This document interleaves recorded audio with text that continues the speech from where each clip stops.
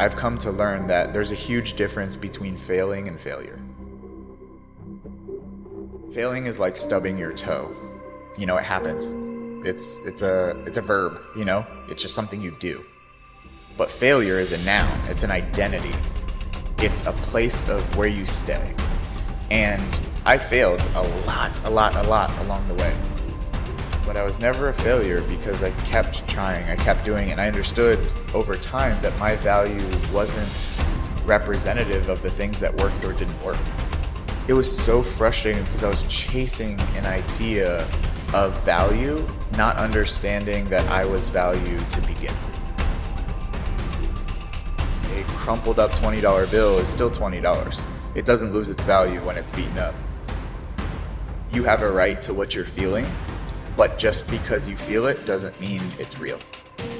I'm going to acknowledge that I don't like this, but I'm also going to acknowledge that I don't want to stay in this feeling, because if I already have to go through this diabetes, I already have to go through being different, I already have to go through feeling like a monster, I don't have to beat myself up in my own head. If you get a flat tire on the side of the road, you don't set your car on fire, you deal with the flat tire. But that's what I felt like I was doing, and a lot of people do. A lot of people set the car on fire. Instead of addressing the main issue, they build upon it and make it worse.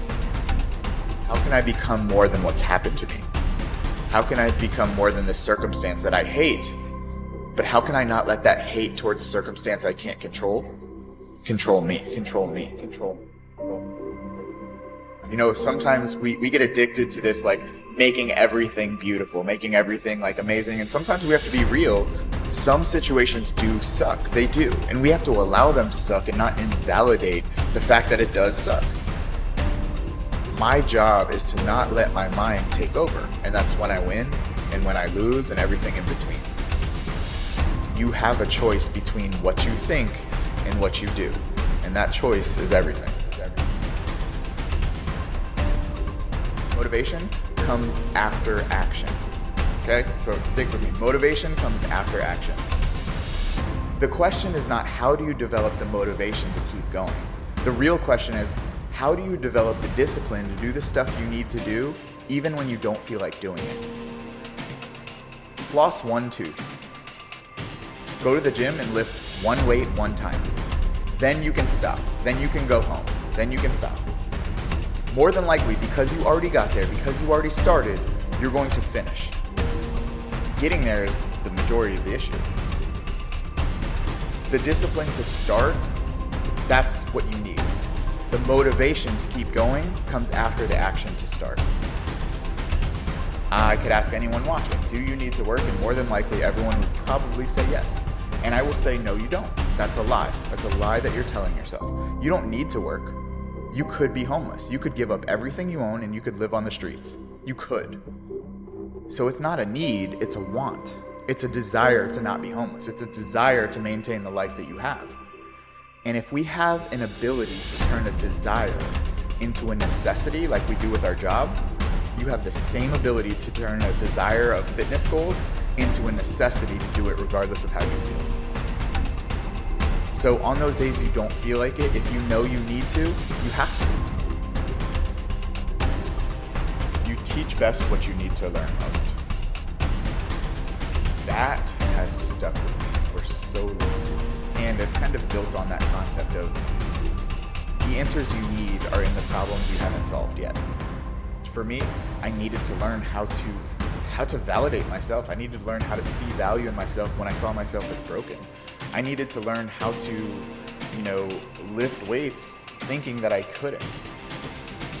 And now I teach people that stuff. That's my job, What I teach now is what I needed to learn most back then. And it's so crazy how the problem becomes a solution. What held you back is what can push you forward. A lot of people could benefit if they really looked at the problems they're facing right now. There are massive solutions within those problems that can take you to a new level of life if you look at them from a different perspective.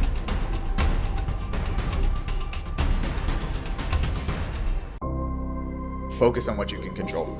That concept has reduced my stress, has reduced my anxiety, has reduced so much unnecessary worry in my life. You know, so many people be like, oh, Chris, it's easier said than done. Absolutely, that's true. But it's better done than said. If you focus on what you can control, you reduce the energy investment into things you can't.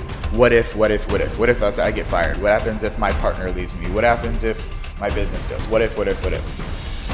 Okay, you can't control the what ifs. You can't control external circumstances. What I can control is my thoughts, my behaviors, my actions. I can create a plan. I can create an action set. I can do those things. That's what I can control.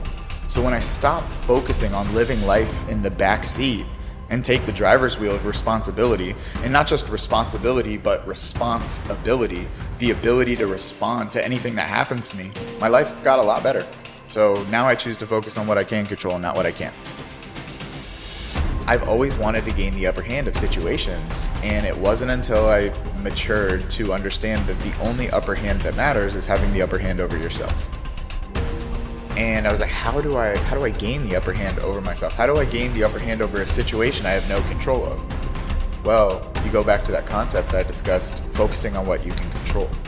From there, I built 5 other concepts, and I built this book to help people simply navigate the struggles of life by internalizing things instead of blaming the outside world, giving you concepts that can help you do something about it. Focus on what you can control, that so you don't create cages around your lifestyle, and you learn how to navigate the true emotions and feelings so that you can have the upper hand always over a situation, even if it's unfavorable. I know everyone is busy, but there is nothing more important than making sure mentally that your mental health is good and making sure you're living your life on your terms and not just falling in line with what you think should be done. I can't really prove that you're supposed to be something, like you should be something, but I can say that with choice and effort, you can go really damn far.